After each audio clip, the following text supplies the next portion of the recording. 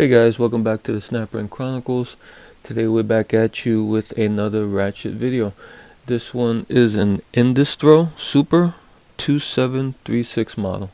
But before we jump into it, as always, if you find my videos helpful or informative, could you please give me a like and also subscribe to this channel. Okay, so we have this Indestro. Like I said, it's the 2736 model. And this one is a flex head. So this one differs from the regular one, that it's a little bit longer and it's flexing. It's the 3/8 model, and you see here the flex joint is held in by a rolled pin,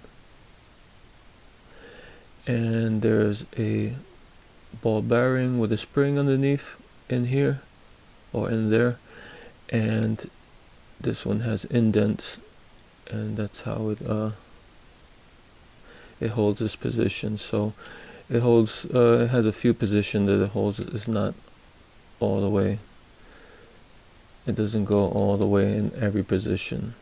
So you have like 1, 2, 3, 4, about 4 or 5 positions it holds onto. Okay, like I said, this is the flex model. Here is the Indestro, the regular size 3/8. This one is the Indestro Super 2775 model, and you see them here side by side. And the regular model comes in at about 7 1/4.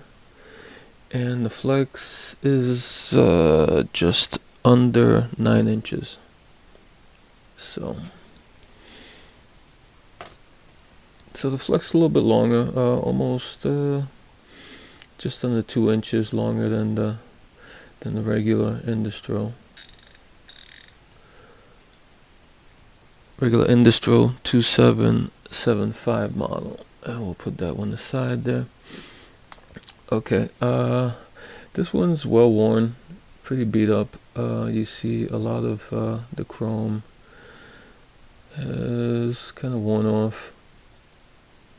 See, there's some pitting. It's a good amount of pitting on this.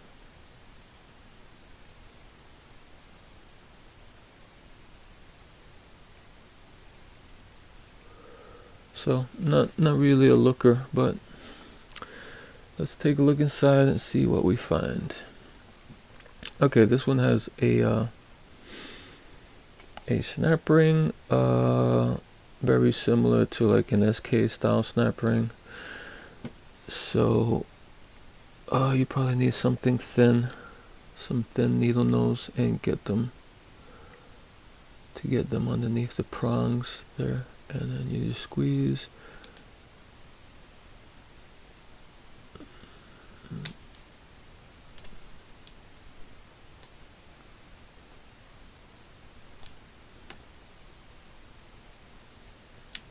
And push it out.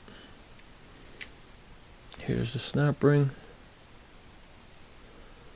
Not much to see here, just a regular snap ring. And let me put a little napkin down, because this might be greasy. You just push the mechanism through.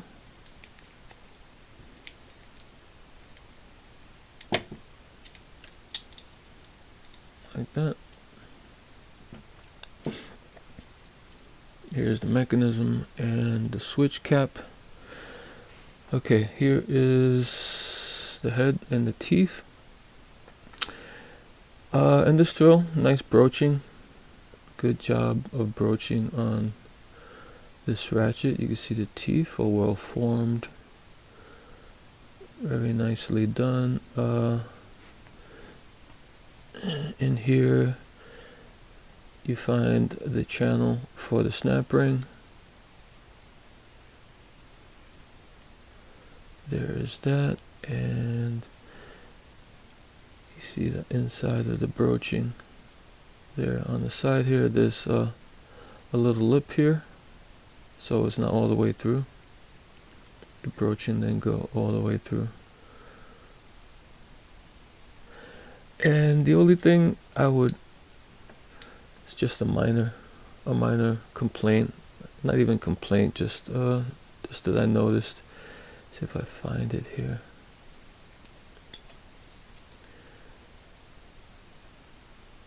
See if I see it. Where is it? You can barely see it here. There's a little bit of overlap at the end of the teeth here. Just a little tiny bit of overlap there. But all in all, a pretty nice broaching job by Indestro, or Duro Indestro.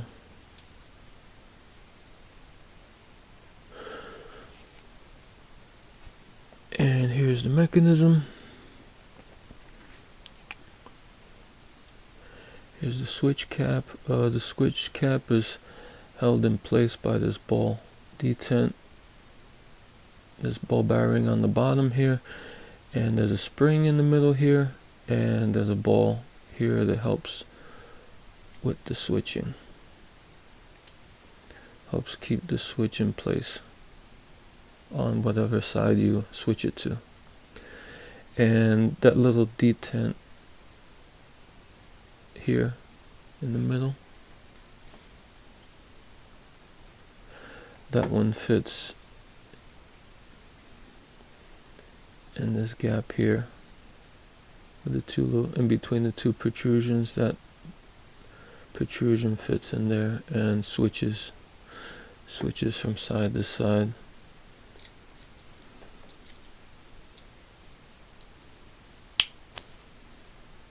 Like that.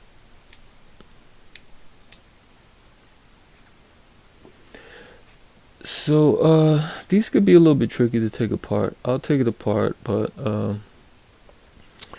just to save time, I'm not gonna put it back together. I have other videos on this mechanism, and I'll put a link in the description to show how to put it back together, which could be a little tricky. What I do is I just stick my nail in there and bring that ball detent down, and I hold it. Now I just pull out the switch like that.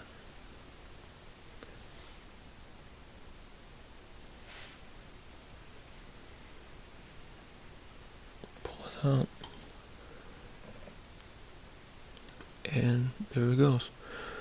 And the ball slipped at the last minute, but luckily it didn't go anywhere.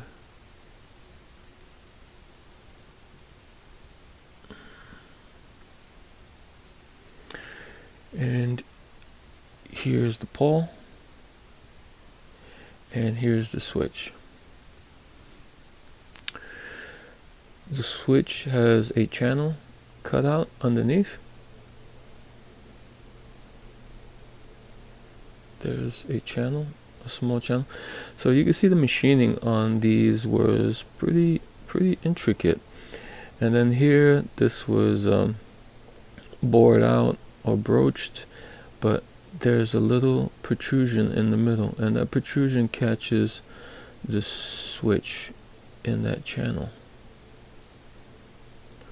like that, and it keeps the switch from spinning, so the switch stays stable like that and doesn't spin because it's caught on that little protrusion inside the indent.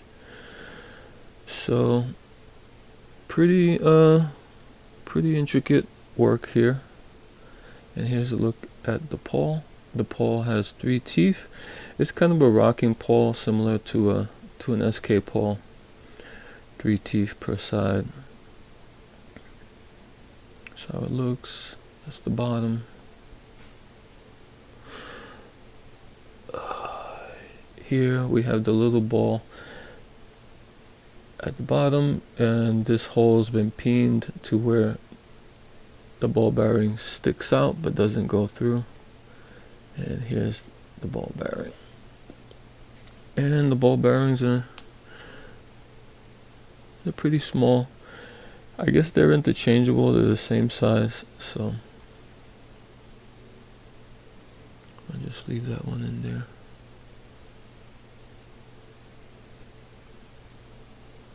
And here's the housing, the mechanism.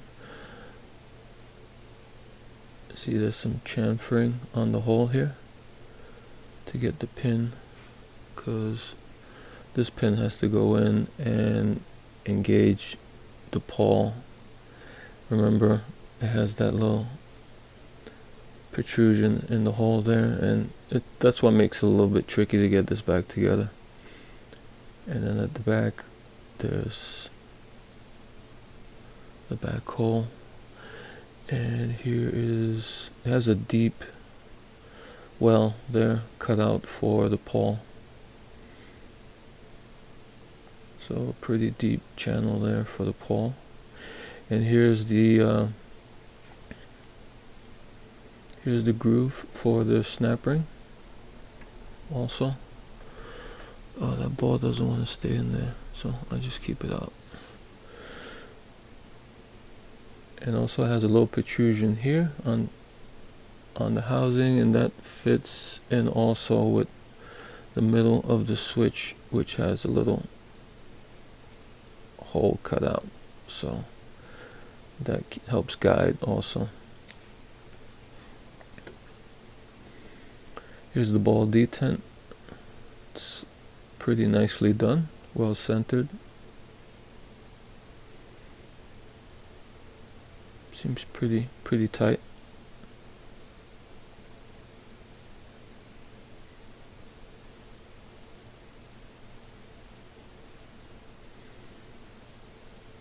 Here's manufactured in the USA, and in case you guys wanted to go look, the patent number is what is that patent? Let me see. The patent looks like 2686582. In case you guys wanted to go look and see what the patent looks like.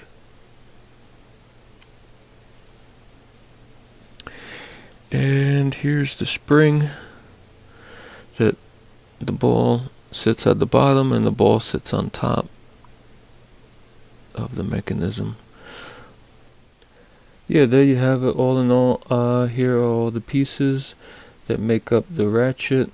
A pretty nice, well done vintage piece. You're not gonna find something like this today, or made like this today. There's too much machining in the parts here for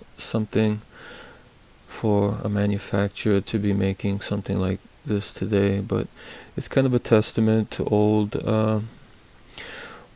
American manufacturing, which would go into this detail and do these parts. And you really appreciate this more when this goes down to the 1/4 inch level and you see the machining, which is on tiny pieces.